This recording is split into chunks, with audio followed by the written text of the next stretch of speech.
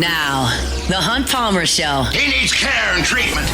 You are now listening to The Hunt Palmer Show. Brought to you by Daryl May of Trustee Properties on 104.5 ESPN Baton Rouge. Is this a great country or what? Locking down the middle of the day. Live from the Raising Cane studio. This is Hunt Palmer.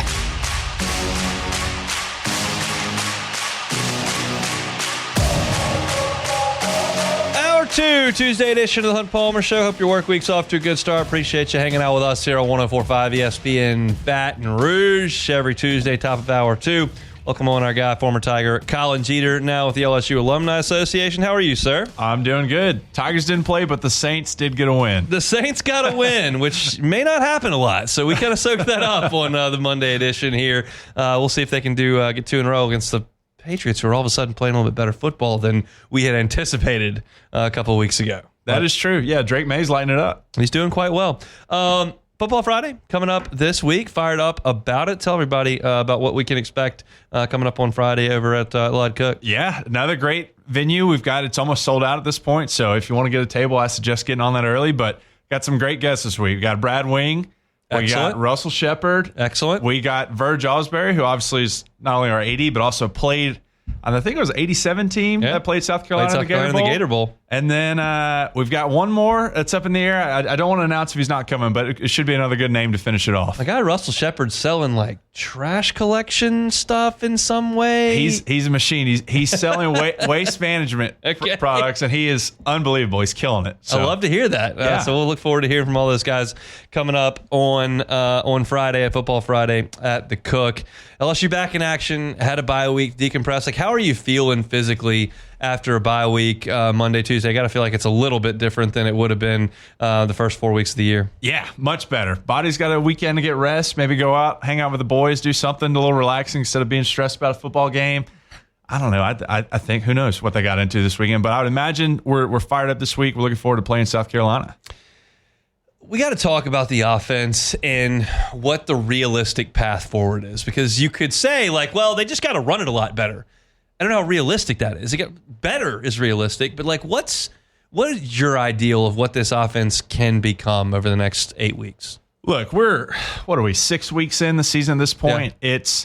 You're not going to make leaps and bounds. I mean, the team is what it is. You can obviously adjust and make some fixes here and there, maybe slight scheme changes to affect that run game. But it's not like we're going to show up and be old school Leonard Fournette 2016 LSU Tigers. It is what it is. But we will find avenues, I would imagine, after getting a week off and an additional week to game plan for South Carolina.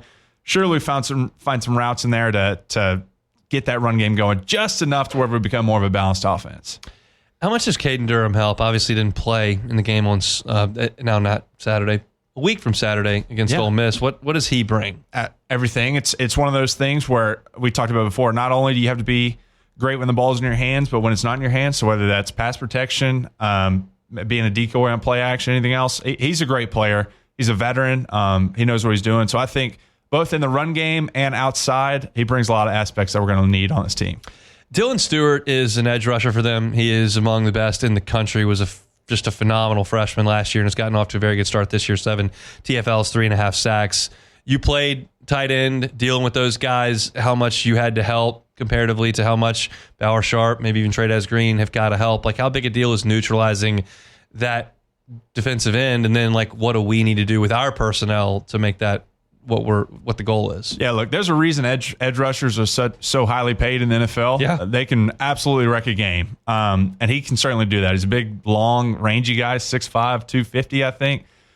Great player. Will probably be a day one draft pick, I'd imagine, here in the spring. We have to find ways, whether that's tight ends helping on pass protection, double teaming on the end on certain run concepts, getting backs to chip on them. It takes a lot. When you got a game record like that, the offense obviously has to scheme around him. But I think we can certainly do that. Going to have to keep him away from Garrett Nussmeier, because if you let those guys get after him, that's when bad things can happen to this LSU offense. That hasn't been a huge issue. Like, how do you feel like the offensive line's done in pass protection? We've talked about the run game a lot, but what about in pass pro? I think pass pro, we've done enough. Obviously, we're doing a good job getting the ball out quick this year. Mm-hmm. Obviously, we've almost spammed the screen game. But if we get the ball out, there's ways to build around what we do. And we're good at least getting the quick game going. If we can take advantage of that, it really doesn't matter. If your line is good enough to hold up for 2 seconds, we'll be fine. Lenore Sellers, bit of a problem. He is, I think, let me think about this. I think he's the best athlete at quarterback in the conference. There's not one that's jumping to my head that would be better. Chambliss is good at Ole Miss, but I think Sellers is more physically gifted than Trinidad Chambliss. Like, what does that present to LSU? It did not go well last year when he was in the game before he got hurt. How much more confidence do you have in this team to handle that? Yeah, I was going to say last year, he came out hot, and he's a great player. He's another guy that I think will be a day one pick. Could climb into a top 5 pick the way that the draft goes. He can do both, and that's a massive difference when you're as far as scheming up defensively. Obviously, last year we ran into that, and I think LSU fans got first taste of that when we played Texas A&M. You spent all week scheming for a guy like Wegman, who is a pass pro guy. Then they bring in Marcel Reed, who can do both. It changes a lot as far as what you do defensively as a scheme. So I think we'll be better prepared for that this year. Obviously, we got a taste of him last year with Sellers, but we'll find ways, I think, to contain him. We'll do a lot more spies, maybe more zone coverage instead of man, because the minute you get locked in on man coverage, DBs get turned around. They're not have no awareness of the quarterback running. So I think you'll see more zone concepts, more quarterback spies. Obviously, that's what I would expect to see. I talked yesterday about LSU's coverage grade on Pro Football Focus, and some people love that stuff, some people don't. Either way, I think that it's irrelevant in the discussion to form a conversation. The coverage grades are phenomenal for LSU, like really, really good. What have you seen from the defensive backs and how they've played thus far? Look, we paid well in the offseason, and it's showing off. I mean, both defensive backs. I mean, anytime you got a corner that's 6'5", as a freshman, and it looks like he's going to be all-world as he develops, that always helps. So we're great on the back end. I think linebacker are great. Obviously, defensive line, like that, your defensive line can almost add, 5-10 points on your back end grade just because they're getting pressure on the quarterback. You get in the quarterback's face, he starts making bad decisions, starts making erratic throws.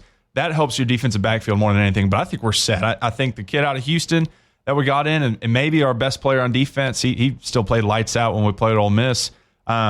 We've got a lot. We got the corner from Virginia Tech. We got the freshman on the other side. We've got playmakers in the back, and I'm not worried about our defensive backfield at all.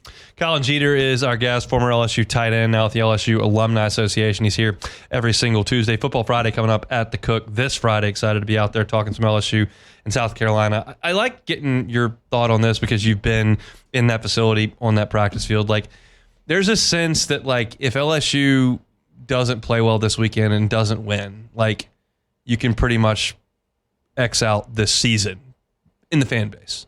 What do you think their mindset is as a team? I think just like as they started the season, it's all about going 1-0. Okay. And that's their focus. We're not looking towards the back end of the season. We're looking at how can we win the game this week in front of us. And I think that's all that's on their minds. It's one of those things, look, we win, great. We lose, it is what it is. We still have every opportunity on the back end of the season to come back and make a great year out of I guess that would be a 2-loss year. That's playoff makeable. And who knows, when you get into the playoffs, it's all about who's the hot team at the time. But I really think they're not even looking forward to that. Right now, it's what can we do to win this matchup against South Carolina. And personally, I think we'll win it, and we'll get back on the role and projection that we're supposed to be on. See, and this is not an LSU thing. This is a fan thing. Fans have a hard time. They don't like to hear that. 1-0, 1-0, 1-0. They don't like, that's not interesting. And they don't necessarily believe that because we don't think that way. Like, I'm sitting here analyzing, I'm looking at Texas A&M and what they look like, and got a quarterback that's really good, and Pavia's a good quarterback, and you get Mateer, he'll be healthy at the end. I'm looking at all these different scenarios, and I've talked to enough LSU players across 3 sports that's like, they don't ever consider that. It's like, well, we got practice today, so we'll go learn some more plays and put it in. Like, and it just, I like hearing it from a player, and so you saying it on this show, like, the fans that are listening hear it. I can hear it from the players at player interviews, but they can hear it from you. It really is just a different mindset when you got the pads on. Yeah. I mean, I think today when I was in school, I was just worried about what I'm eating for lunch today. Yeah, exactly. But it's all about lunch, practice. What can we do today to go towards the matchup this weekend? And look, we can't beat Alabama this weekend. Nope. We can't beat Texas A&M. None of that matters. If you don't win this one, what good does it do looking forward to the future if we're not focused on winning this game? I think that's just the athletic mindset of, let's focus and do everything we can do today, this hour, this week to get the win done this weekend. And then when that game's over, we're going to prepare, get our bodies ready for the next matchup. So let's not get too ahead of ourselves. Let's focus on doing everything we need to do now to win this weekend. And with that said, let's start moving forward beyond this game because we can do that as fans. Yeah. So, but here's the other part of that. It's like if you don't win this weekend, well, you can't beat Ole Miss, you can't beat South Carolina. You're not gonna be able to win the rest of these games. You're going to the Gator Bowl or some bowl I never heard of. Who cares? But on the flip side, you do beat South Carolina at home. Then what's next? It's Vanderbilt. Now it's not Vanderbilt from 6 years ago, but it is Vanderbilt. It's winnable. If you can win those two games, you come back to Tiger Stadium for a night game against Texas A&M. That's going to be fun. And so all of a sudden, it's interesting how the mindset can shift so drastically over the course of just 1-2 weeks. Yeah. Oh, 100%. I'm getting chills just thinking about Saturday night against Texas A&M. But yeah, look, you take this game, you beat this opponent, we're back on track, go up to Nashville, give Vandy the same recipe. Then we're right back in action. We're wherever we want to be towards the top of the SEC. I still on the back, I look towards the schedule. I'm looking forward to what this team can prove and these matchups we have coming in at the end of the year. You got a score prediction for Saturday night? I'm going to go, let's do 27-17 this weekend. That sounds about right. I mean, that's right on the Vegas numbers. 9.5 is what they think. Oh, well, there you go. And then, so you got a good defensive effort against a bad offense at this point, and you score enough points in that stadium. As I've said, really since August, I trust that defense in that stadium in a big way, and especially I think against South Carolina. So we'll see how the rest of the week unfolds. I know October's a big month for y'all, the Alumni Association. Yeah, absolutely. Of course, Football Friday this weekend. We've got another one against Texas A&M coming down the road. But in the meantime, we do have Tiger Nation Challenge coming. That's going to be the week of October 20th. It's our national campaign to go towards our just national plan. I mean, everything we do around alumni events, business networking, everything that goes into our programming, a lot of that comes in through Tiger Nation Challenge. So a big week for us. Really looking forward to the rest of this October. We'll have restaurants in the Baton Rouge area involved with us, getting that planning in now. Should be a big week. So really looking forward to Tiger Nation Challenge. Tune in for what we got going at the Alumni Association. Tigers helping Tigers. We love to see it. We appreciate you coming in to see us every Tuesday. We'll see you. I was going to say we'll see you next week. I'll see you on Friday. Yeah, let's go. See you on Friday. Colin Jenner, former LSU tight end with the LSU Alumni Association. All right, we're going to take a time out. Sharief Ishaq's with us in 15 minutes. I'm going to throw all my professionalism out the window in the next segment. So if you want to hang out for that, you can do it. The Hunt Palmer Show. Genesis of Baton Rouge. GenesisofBatonRouge.com is the website. Every car that is on the lot is online at GenesisofBatonRouge.com. America's best warranty. I tell you about it every single day. You know about the facility. You know about the staff. You know about the luxury line of vehicles. But every new purchase comes with a 10-year, 100,000-mile powertrain warranty. Every vehicle comes with a 5-year, 60,000-mile bumper-to-bumper warranty. You got that enhanced roadside assistance 24 hours a day, 7 days a week for 5 years, no matter how many miles are on that car. And you got that complimentary schedule maintenance. Complimentary, that means free. Valet means they'll come get it for you. So you don't have to pay for those oil changes. And you don't have to lift a finger. They just come get your car, bring it in, get it serviced, bring it back to you. It's just part of the experience of being a Genesis driver. They're on airline at Pico. You can find everything online at GenesisofBatonRouge.com. GenesisofBatonRouge.com. This is the Hunt Palmer Show, brought to you by Daryl May of Trustee Properties. Looking for land to hunt or build? Call Daryl May at Trustee Properties.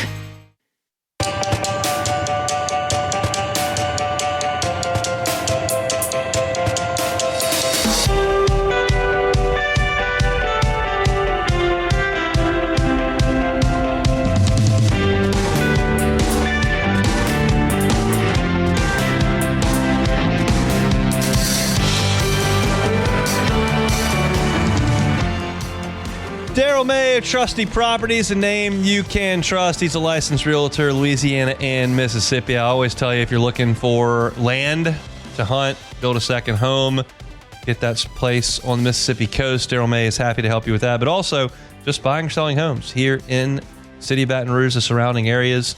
Daryl's a lifelong resident of the Baton Rouge area, and he is an expert on all things home building, where he spent more than 20 years, and in the real estate game. So if you're looking to buy or sell a home in Baton Rouge and you're not sure where to start with that process, Daryl May, Trustee Properties, that is a name you can trust.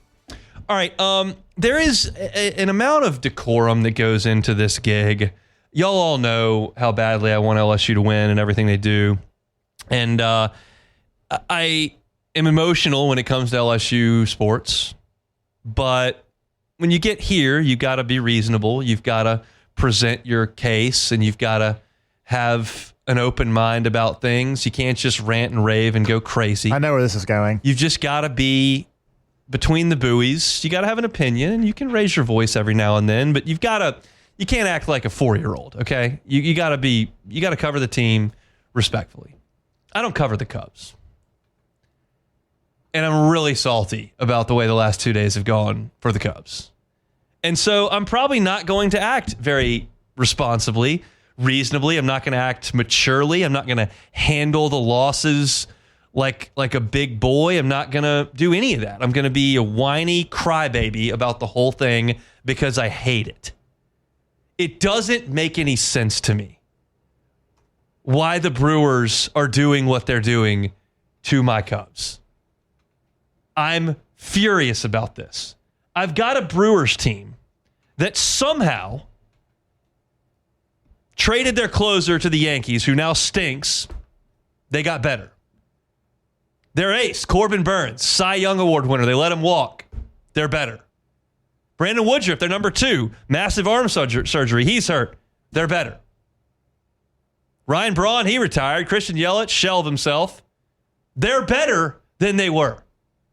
The Cubs, meanwhile, tried out a lineup that has Carson Kelly, first-round pick, Michael Busch, first-round pick, Nico Horner, first-round pick, Danny Swanson, first overall pick, Matt Shaw, first-round pick, Ian Happ, first-round pick, Pete Crow Armstrong, first-round pick, Seiya Suzuki, huge high-price free agent, Kyle Tucker, first-round pick. These are all supposed stars. They make all-star teams. Does Bryce Terang make an all-star team? No. He just spurns my favorite baseball team in college and then goes to Milwaukee and lights it up. Does Joey Ortiz make an all-star team? No, he does not, because he can't hit at all. But he plays shortstop for the Brewers, and they're great. Andrew Vaughn is the worst draft pick the White Sox may have ever made in the first round.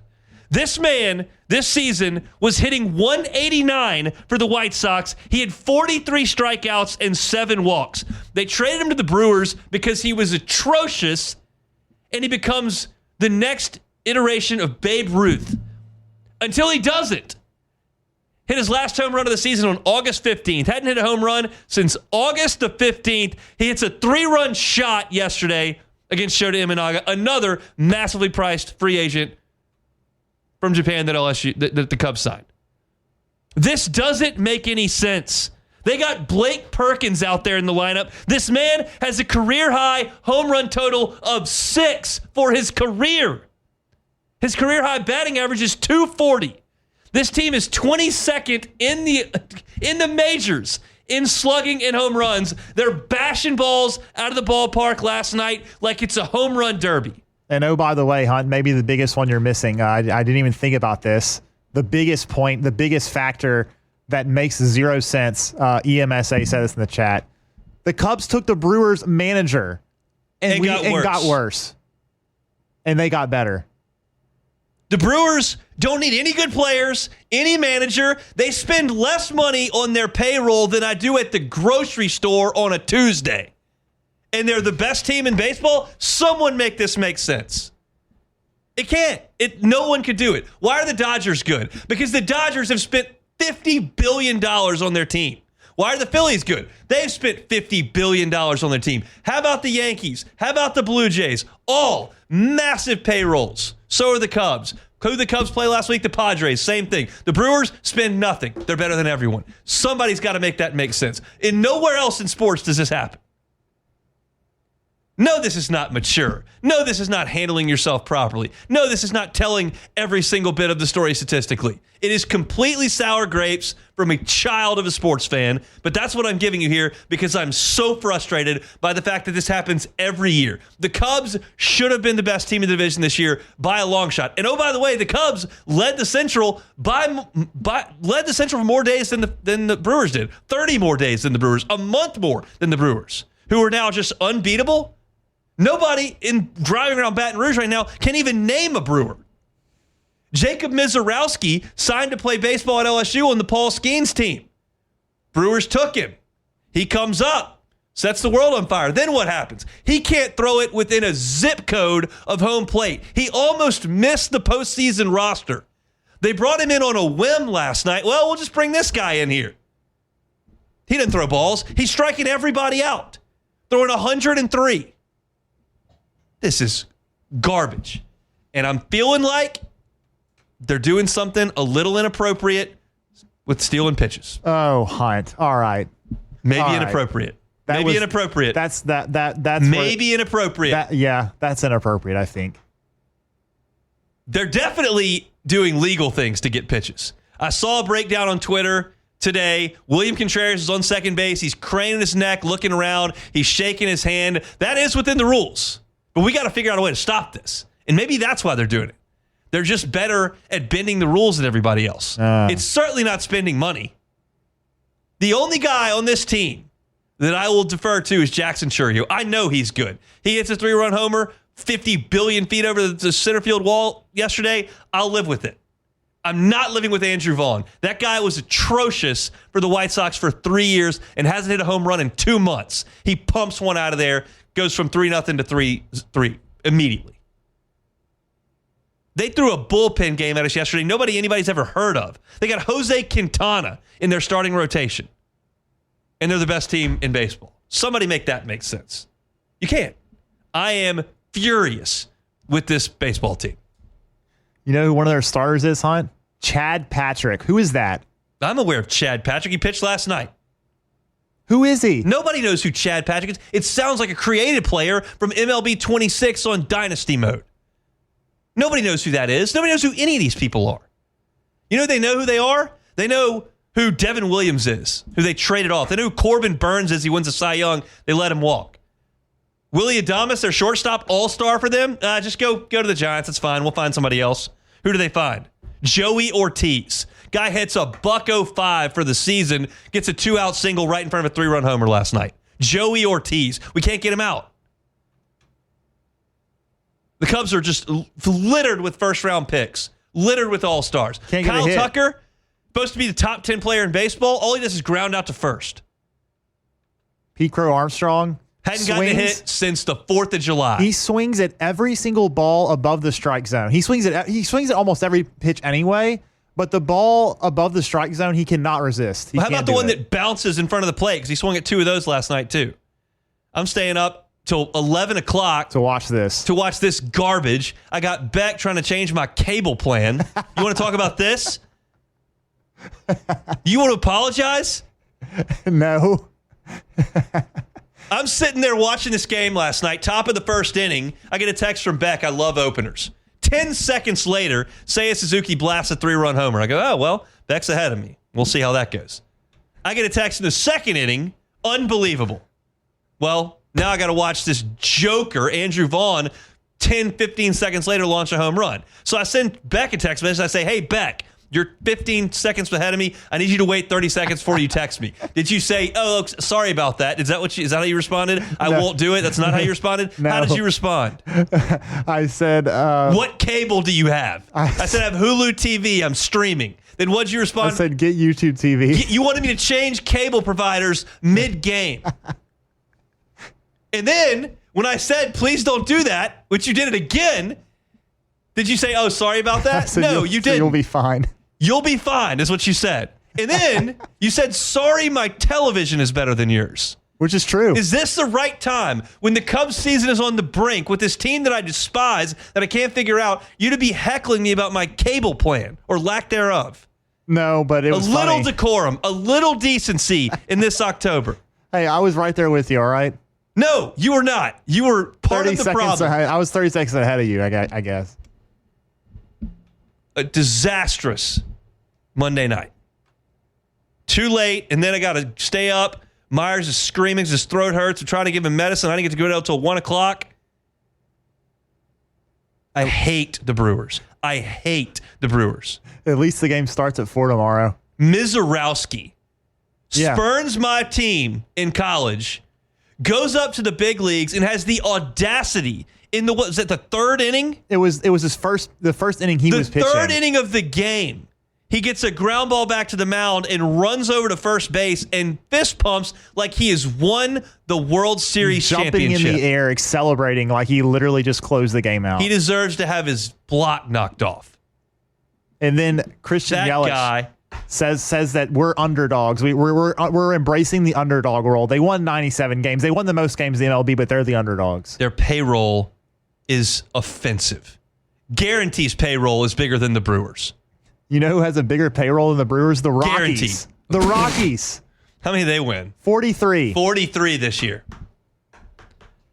I'm just offended at what's going on here. But with all of that said, got a game to win tomorrow. Yep. You get a win behind Jameson Tyone. You like that?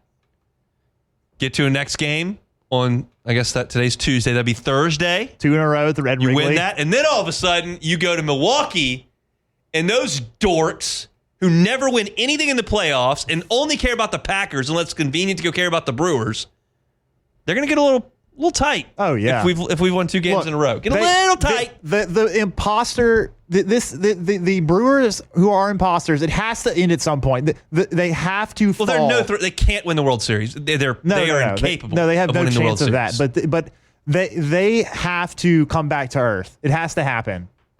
It has to. Starts tomorrow. It does. At Jameson Tyone. 4:08 p.m. By the way, Jameson Tyone, another first-round pick. That's all we got. It's All the guys who are guys supposed first-round to be picks. good.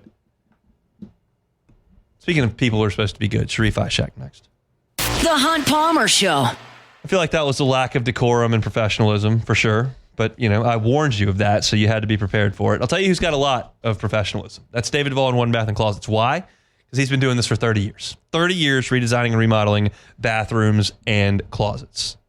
If you're looking for some more closet space, you feel like you've just kind of outgrown things, got shoes lined up everywhere, suitcases crammed places, you pull things out and they're crinkled because you just don't have enough room. Well, David Duvall can help you with that. Maybe it's just using your space more efficiently. That'd be fine. Maybe it's building out a new closet. He's a licensed contractor. They can help you with either one of those. Look at the pictures of their great work at onebathandclosets.com. You can see some of the phenomenal things that they've done. I promise this, he's going to do it right the first time and leave the competition behind. It's One Bath and Closets. You can find them online, onebathandclosets.com, onebathandclosets.com. You're listening to The Hunt Palmer Show, brought to you by Daryl May of Trusty Properties. Looking for land to hunt or build? Call Daryl May at Trusty Properties.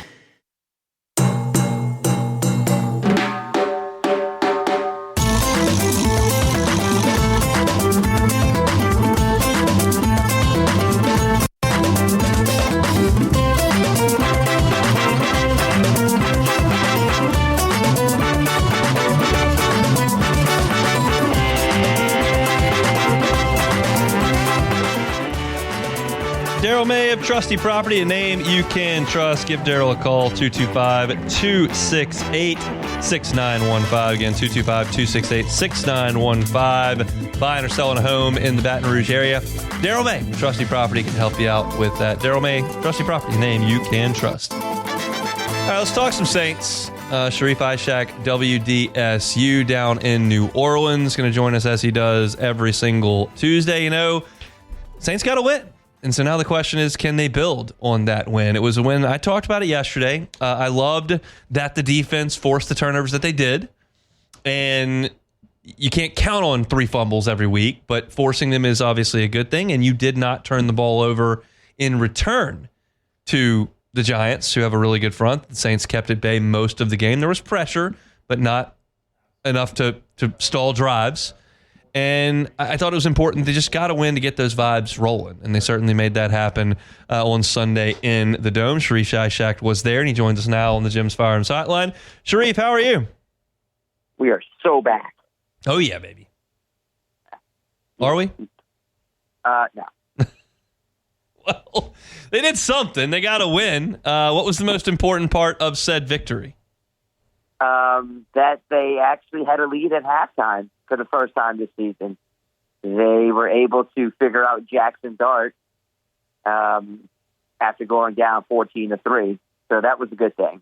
5 straight possessions of forcing a turnover, that was the best thing of the entire game. Just seeing your young talent continue to develop and make plays continues the steps in the right direction that we have, the conversation that we have every week about step in the right direction. It happened again, and they also got a win. So, yeah, there's a lot to celebrate when it comes to that game. What step in the right direction did Spencer Rattler take?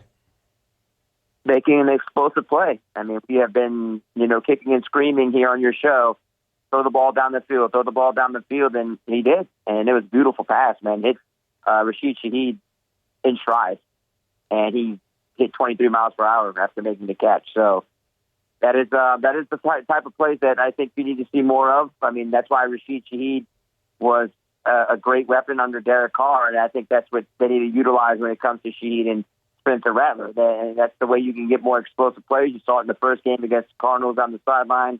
This time you see it for a touchdown for 87 yards. And I think that was really good. But the one thing that I want to read off to you there, Hunt, is that, like, he has done a good job for the most part the entire season not getting sacked. And that is an important thing for him. And here's one thing I'm going to read off to you. Our data analyst, Jeff Asher, sent me 102 times since 2022 where a quarterback was pressured on more than 50% of dropbacks. Rattler was just the fifth with no sacks. I think that's a very good thing when it comes to how Rattler played Sunday, and I think that's a step in the right direction for him. No doubt. Does that concern you a little about the offensive line? Or, I mean, I know that the Giants front is elite. It's maybe the best in football. No, not at all. I mean, I think the offensive line played all right. They played all right for the most part. But, yeah, you're going against Dexter Lawrence, Burns, and then you have Abdul Carter. I think it's not easy. But for your two tackles to only give up two pressures, that is a great sign. So, yeah, I think that, like, trending in the right direction should be the message there when it comes to the offense and the offensive line. So, but I think that they have issues still, Hunt, in the red zone. They've got to score more touchdowns. They got into the red zone a few times and they missed. So, field goals, you got to give at some point. Threes aren't good enough, man. You got to get sixes, and the threes are becoming an issue, by the way. And I'm sure that's another topic we're going to have to talk about. We can do it right now. What do you think? 5 misses. He's missed a field goal in 4 of the 5 games. Not great. Kellen Moore still has his back and still confident in Blake Grupe, but at some point in time, you're going to have to start really thinking about maybe using Charlie Smith if this continues to happen. Missing crucial kicks, and that he was making all of last season. He missed 4 kicks last year, and right now he's down to 5. He's 10 of 15, and I think that's either bottom or second to worst in the NFL. That's not good enough. That's not going to cut it. You've seen kickers get cut for less than that so far this year. So I think he is on the edge. He is certainly teetering to getting cut at some point if this continues. When would he have gotten cut during Sean Payton's tenure? He would have gotten cut probably after the 3rd kick. Yeah, it's a different world. We all know that. We saw it many times when Sean Payton was down in New Orleans. Let's go to the defense. Made some plays in the secondary. What'd you think? Yeah, man, that's the one thing that I'm encouraged about some of the young players in the secondary. I understand everyone, and look, I'm on board with everyone. Kool-Aid should have dropped that ball. Yep. They would have got 35 yards of field position there, but it was his first interception. It's so hard to tell someone to drop your first career interception. And look, it led to a second one, and the second one was really good. Yep. That's a positive sign. I'd much rather see the guy make the first play. I get it. He wants his first pick, and he learned from it and got a second pick.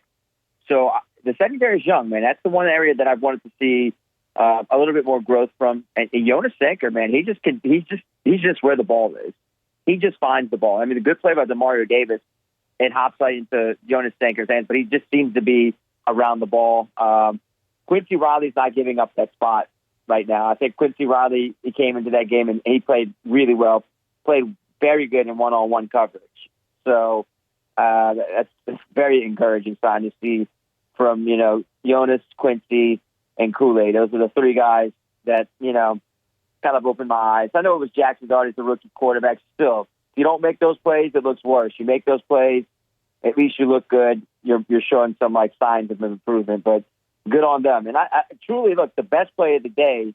Yes, the scoop and score was awesome. Brian Brzee knocking the ball out, and Jordan Howden was there on the spot to pick it up and go. But I think the best play was Terrell Burgess, and for him to get back on that flea flicker and not commit a pass interference and possibly save a touchdown was absolutely the play of the day, because that could have swung momentum major. Actually, they could have scored another touchdown before the end of the half, and it could have been lights out for the Saints. So you saw a lot of good plays, saw a lot of plays that maybe they wouldn't have been able to make the last couple seasons. It would have probably been a penalty, would have been a touchdown. But look, now you're getting your secondary, especially like, I know Burgess is not necessarily considered a super young player, but at least you're getting some of those guys some reps, meaningful reps, like the Howdens, the Kool-Aids, your Jonas, and getting Quincy his start. So like that's, it's a sign that things are moving in the right direction for the secondary. Do you feel differently about this game with New England than you did 3 weeks ago? Man, yes. You know why? Because England has gotten better. Yep. That's why I feel much differently about it. I felt like, all right, maybe it's a chance for the Saints to maybe steal another one. And they do have a chance. Yes, they do. But if they play offense like that, I just think it's going to be tough, man. Not being able to score in the red zone, not being consistent, being able to hit the plays down the field consistently. It's going to be tough, man. I mean, dude, they have a good team, and Drake May continues to impress me, and he's gotten better with each start, and their head coach is awesome, man. He knows what he's doing. Vrabel is an awesome head coach. He's a player's coach. The players love him, and they rally around him. And that win was huge in Buffalo on Sunday Night Football. They got weapons. It's going to be tough, man. It really is going to be tough. I just don't have them winning that game on Sunday. What if they do? What do they do? They're going to have to do exactly the same thing that they did Sunday. They're going to have to force 3 turnovers, and they're going to have to score 2 red zone touchdowns, at least.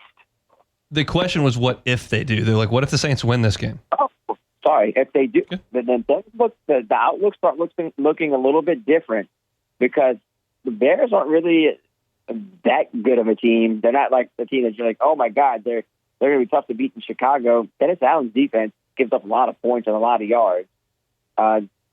Caleb Williams isn't there yet, and it's one that they could steal. The narrative of the season and the team, I'm not saying the team's going to go to the playoffs, I'm not saying they're going to win 7 or 8 games, but the narrative starts changing a little bit if you steal a win from the Patriots on Sunday.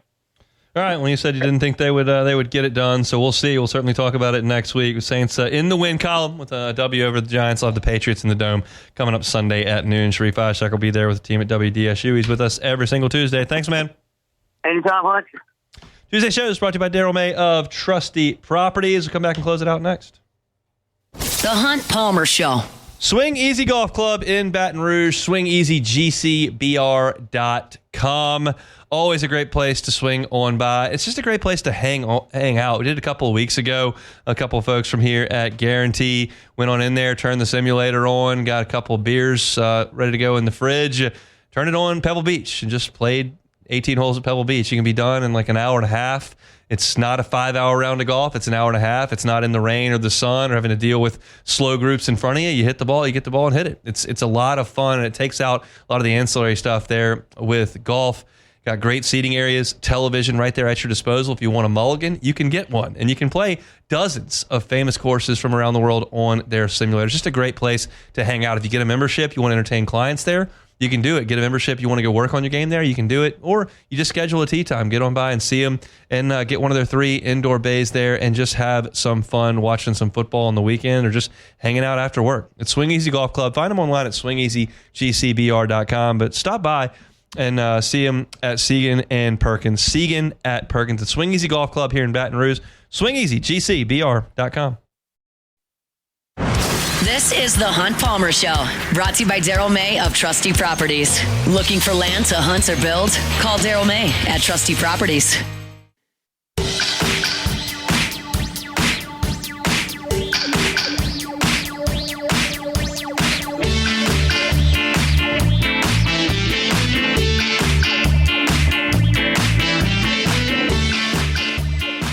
Daryl May of Trusty Properties, a name you can trust, licensed realtor, Louisiana and Mississippi. Daryl spent better than 2 decades as a builder. He understands the ins and outs of home construction. He's also been in real estate, so he knows both sides of the equation. So if you're looking to buy a home, Daryl knows what's a good deal, what great construction looks like, what you should be looking for. He's also a Baton Rouge native, and he's been in these parts for a very long time. He knows where you should want to live as well.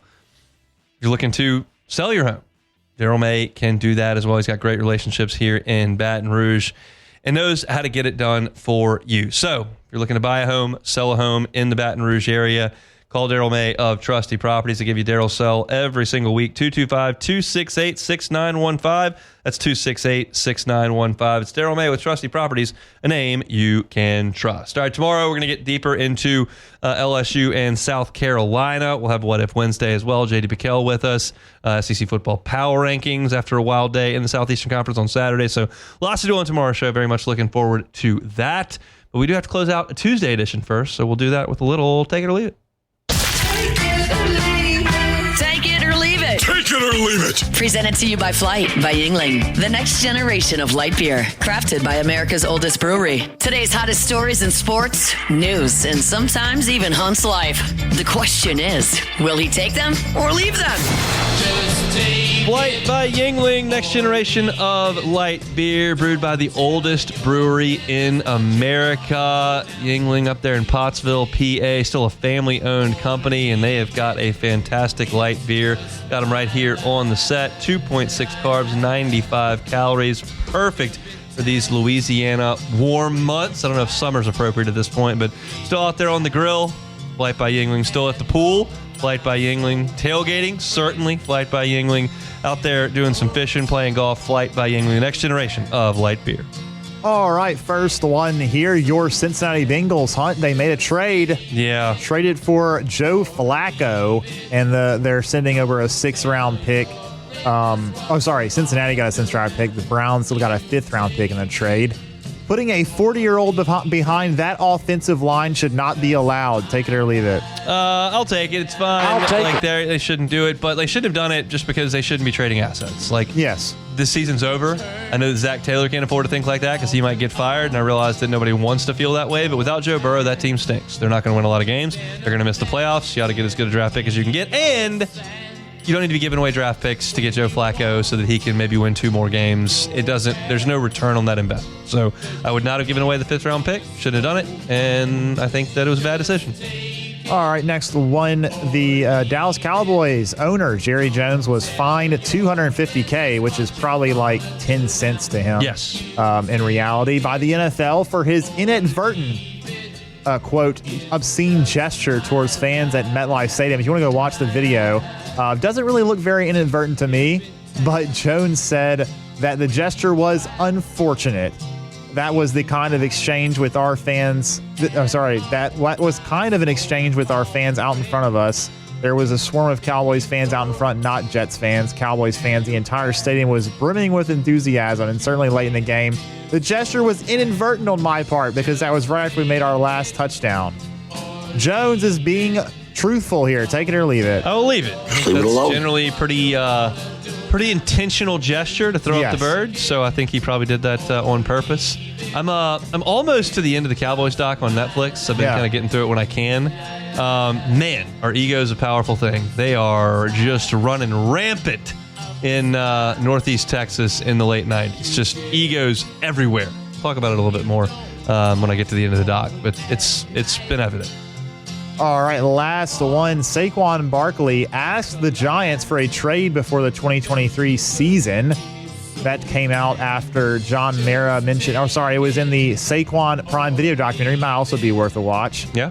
Which was produced by Martin Scorsese. He knows a thing or two about making films.